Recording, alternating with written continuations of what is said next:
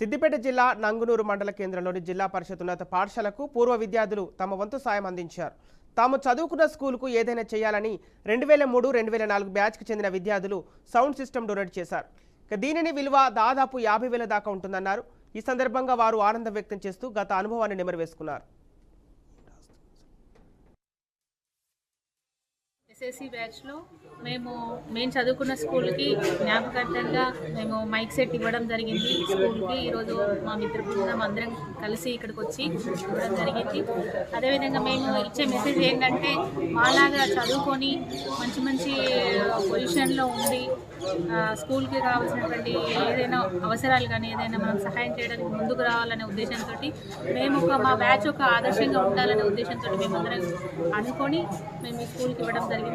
అదేవిధంగా నేను ఈ గవర్నమెంట్ స్కూల్లో చదువుకున్నందుకు నేను 2 గవర్నమెంట్ ఉద్యోగాలు సంపాదించుకున్నాను.